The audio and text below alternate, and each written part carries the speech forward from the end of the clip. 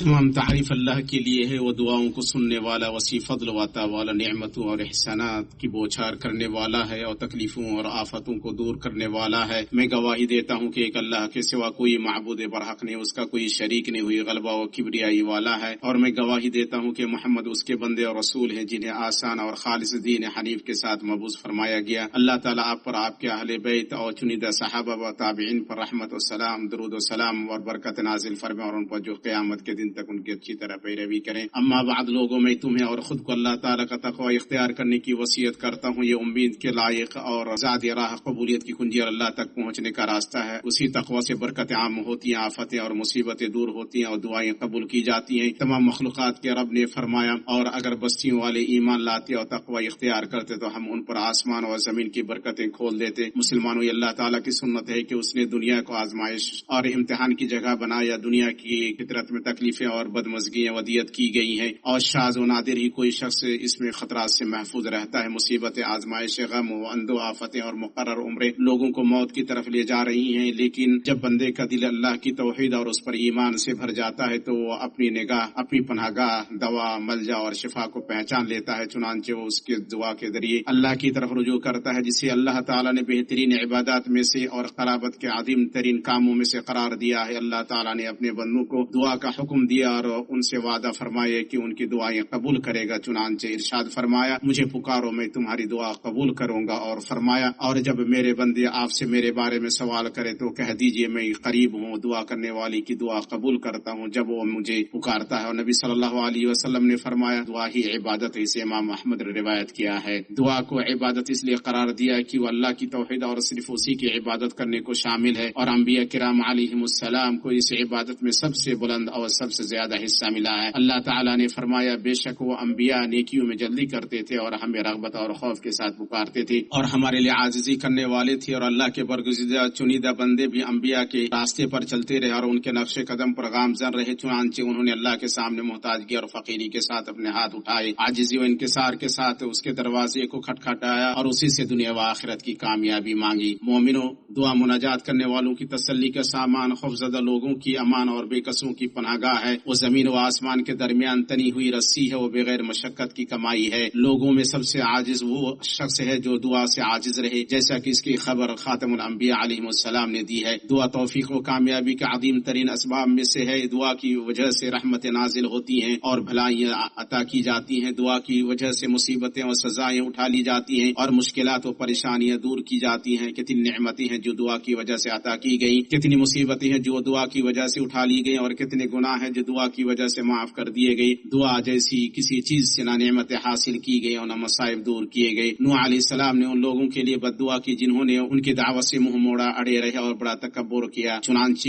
انہوں نے کہا، اے میرے پالنے والے، تو روئے زمین پر کسی کافر کو رہنے سہنے والا نہ چھوڑ۔ چنانچہ اللہ تعالی نے ان کی دعا قبول کی تو انہیں طوفان نے دھر پکڑا اور وہ تھے ظالم بھی۔ اور ابراہیم علیہ السلام نے مکہ کے لیے دعا کرتے ہوئے کہا، میرے رب اس شہر کو پرامن بنا۔ چنانچہ اللہ نے اسے لوگوں کے ٹھہرنے اور لوٹنے کی جگہ اور پرامن بنایا۔ جب بڑی مچھلی نے یونس علیہ السلام کو نگل لیا تو انہوں نے تاریکی میں اللہ کو پکارا کہ تیرے سوا کوئی معبود برحق نہیں، تیری ذات پاک ہے، بے شک میں ظالم میں سے ہوں۔ چنانچہ اللہ نے انہیں پریشانی سے نجات دیا، اور اسی طرح اللہ مومنوں کو نجات دیتا ہے۔ اللہ کے رسول صلی اللہ علیہ وسلم نے جنگ بدر کے دن دعا کی، اپنے دونوں ہاتھ پھیلائے اور اپنے رب کو پکارنے لگے، اے اللہ تو نے مجھ سے جو وعدہ کیا اسے پورا کر۔ چنانچہ اللہ نے فرشتوں سے آپ کی مدد کی اور دشمنوں پر آپ کی فتح دی۔ دعا یقین والوں کا ہتھیار اور راسخ ایمان والوں کی ڈھال ہے۔ دعا خوشحالی میں مومن کا ہمدم اور سختی اور تنگ حالی میں اس کی تسلی کا سامان ہے۔ قضا کو صرف دعا ہی ٹال سکتی ہے۔ ایمانی بھائیو، شرع صدر دل کے اطمینان، اللہ سے حسن ظن اور اس سے کشادگی کی امید کا سبب دعا ہے۔ اس کے سوا کوئی چیز نہیں۔ سو جس نے غیر اللہ سے مانگا وہ ذلیل و خوار اور نامراد ہوا، اور جس نے اپنا گلہ اللہ کے سامنے رکھا وہ قبولیت و ثواب کا مستحق ٹھہرا۔ عبداللہ بن مسعود رضی اللہ تعالی عنہ سے روایت ہے کہ رسول اللہ صلی اللہ علیہ وسلم نے فرمایا، جو فقر و فاقہ کا شکار ہوا اور اسے لوگوں کے سامنے پیش کرے تو اس کا فقر و فاقہ دور نہیں ہوگا، اور جو فقر و فاقہ کا شکار ہوا اور اسے اللہ کے حضور پیش کرے تو قریب ہے کہ اللہ اس کے لیے دیر یا سویر روزی کا بندوبست کر دے۔ دعا کا پھل یقینی ہے اور اس کا انجام خوش آئند ہے۔ ابو سعید رضی اللہ تعالی عنہ سے روایت ہے کہ نبی صلی اللہ علیہ وسلم نے فرمایا، جو بھی مسلمان ایسی دعا کرے جس میں نہ گناہ ہو نہ قطع رحمی، تو اللہ اسے اس کے بدلے 3 چیزوں میں سے کوئی چیز ضرور عطا کرے گا، یا تو اس کے لیے اس کی دعا کو جلد قبول کرے گا، یا آخرت میں اس کے لیے جمع کرے گا، یا اس سے اس جیسی برائی کو دور کرے گا۔ صحابہ نے عرض کیا، تب ہم زیادہ دعا کریں گے؟ آپ صلی اللہ علیہ وسلم نے فرمایا تو اللہ تعالیٰ زیادہ عطا کرنے والا ہے، اس لیے تم اپنی تمام چھوٹی بڑی کم و بیش دیر یا سویر آنے والی ضرورتیں اللہ سے مانگو، کیونکہ تمام عمر اللہ کے ہاتھ میں ہے۔ اللہ جو دے اس کا کوئی روکنے والا نہیں، اور جو روکے اس کا کوئی دینے والا نہیں۔ اللہ تعالیٰ نے فرمایا اور اگر تم کوئی تکلیف پہنچائے بجز اس کے کوئی اور اس کو دور کرنے والا نہیں، اور اگر تم کو کوئی خیر پہنچانا چاہے تو اس کے فضل کا کوئی روکنے والا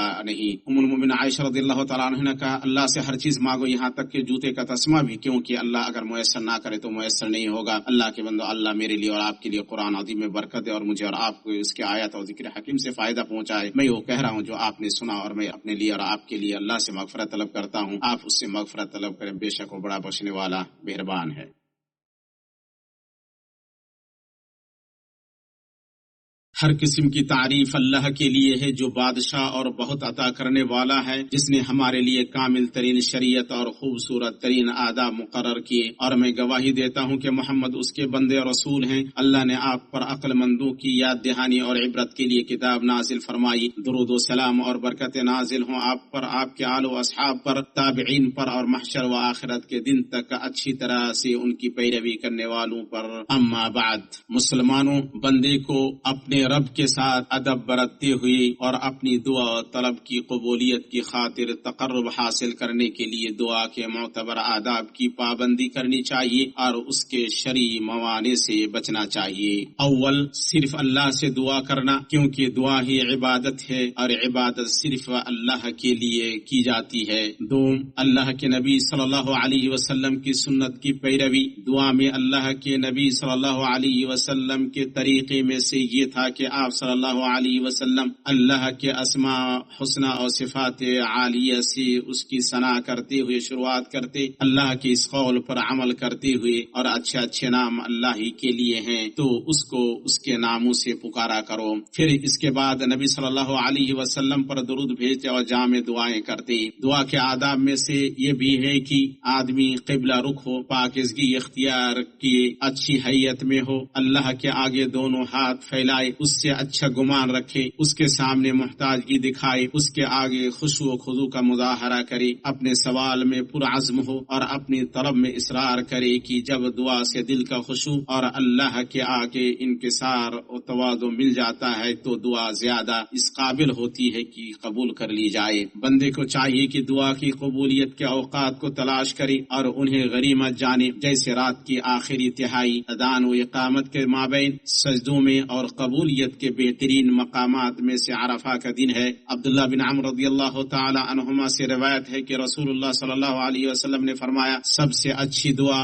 عرفہ کے دن کی دعا ہے، اور سب سے اچھی دعا جو میں نے کی اور مجھ سے پہلے نبیوں نے کی وہ یہ ہے، لا الہ الا اللہ وحدہ لا شریک لہ، لہ الملک ولہ الحمد وہو علی کل شیء قدیر۔ اسے امام ترمذی نے روایت کیا ہے۔ اللہ آپ پر رحم کرے اور جان لے کہ اللہ تعالی بندے کی دعا تب تک قبول کرتا ہے جب تک وہ جلد بازی نہیں مچاتا۔ ابو ہریرہ رضی اللہ تعالی عنہ سے روایت ہے کہ رسول اللہ صلی اللہ علیہ وسلم نے فرمایا تم میں سے ایک کی دعا تب تک قبول کی جاتی ہے جب تک وہ جلدی نہیں کرتا، وہ کہتا ہے میں نے دعا کی اور میری دعا قبول نہیں کی گئی، متفق علیہ۔ ایمانی بھائیوں، دعا کی قبولیت کے موانع میں سے حرام کھانا ہے، اور ایک ہی بندہ دعا کرے اور اس کا دل غفلت کا شکار ہو، اور آدمی کو دعا میں حد سے تجاوز کرنے سے بچنا چاہیے، جیسے کہ وہ کسی گناہ کی یا رشتہ توڑنے کی دعا کرے۔ ابو ہریرہ رضی اللہ تعالیٰ عنہ سے روایت ہے کہ انہوں نے کہا کہ رسول اللہ صلی اللہ علیہ وسلم نے فرمایا تب تک بندے کی دعا قبول کی جاتی ہے جب تک وہ گناہ یا رشتہ توڑنے کی دعا نہیں کرتا۔ اسے امام مسلم نے روایت کیا ہے۔ اے وہ شخص جس پر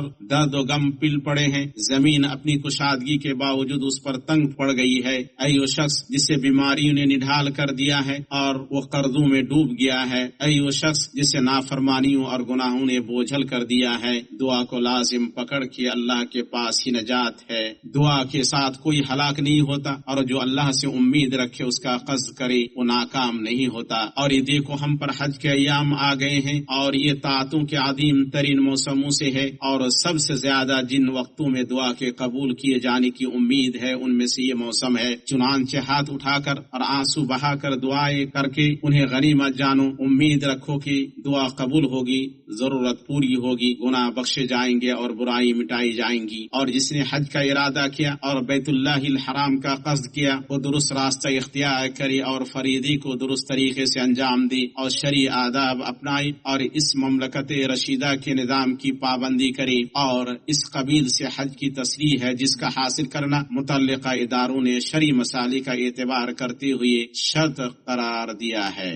حج ایک عظیم عبادت ہے جس کی بنیاد آسانی اور حرج کو دور کرنے پر رکھی گئی ہے۔ شریعت اسلامیہ مسائل کو حاصل کرنے اور انہیں فروغ دینے اور مفاسد کو دور کرنے اور انہیں کم کرنے کے لیے آئی ہے، اور یہ سب کچھ نہ تو بدنظمی سے حاصل ہو سکتا ہے نہ یہ حاکم وقت کی مخالفت سے۔ ابو ہریرہ رضی اللہ تعالیٰ عنہ سے روایت ہے کہ نبی صلی اللہ علیہ وسلم نے فرمایا، جس نے میری اطاعت کی اس نے اللہ کی اطاعت کی، اور جس نے میری نافرمانی کی اس نے اللہ کی نافرمانی کی، اور جس نے امیر یعنی حاکم کی اطاعت کی اس نے میری اطاعت کی، اور جس نے امیر کی نافرمانی کی اس نے میری نافرمانی کی۔ اسے امام بخاری اور مسلم نے روایت کیا ہے۔ اے اللہ اس مبارک ملک میں برکت نازل فرما جس نے منصوبہ بندی، تعمیر، تنظیم اور سخاوت میں کوئی کسر نہ چھوڑی اور مکمل سہولیات و خدمات کا نظام مہیا کیا، اور حجاج کرام کی آمد کو آسان بنانے کے لیے ہر ممکن راہ ہموار کی، تپاک اور عزت کے ساتھ استقبال کیا تاکہ وہ اپنے مناسک کو آسانی، سکون اور اطمینان کے ساتھ ادا کر سکیں۔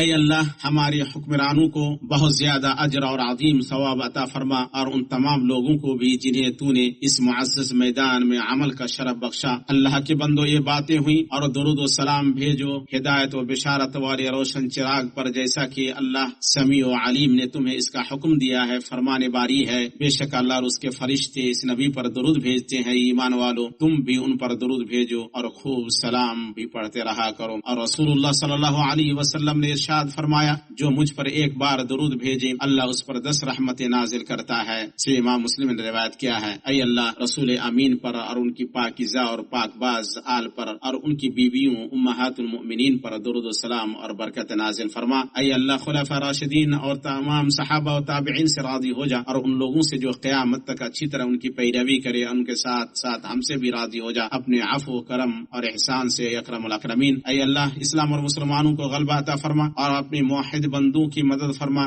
دین کے قلعے کی حفاظت کر اس ملک کو اور مسلمانوں کے سبھی ملکوں کو امن و امان اور خوشحالی کا گہوارہ بنا یا رب العالمین۔ اے اللہ ہمیں ہمارے وطنوں میں امن عطا فرما، ہمارے پیشوا خادم حرمین شریفین کی اور ان کے امانت دار ولی عہد کی حق کے ساتھ تائید فرما، اور انہیں ہر چیز کی توفیق عطا فرما جو تجھے پسند ہو اور جس سے تو راضی ہو، اور انہیں ہماری طرف سے، ملک اور لوگوں کی طرف سے، اسلام اور مسلمانوں کی طرف سے بہترین بدلہ عطا فرما۔ اے اللہ سرحدوں پر معمور ہمارے فوجیوں اور امن کے محافظوں کی مدد فرما، اور ان کا معاون، مددگار اور حامی و ناصر ہو جا۔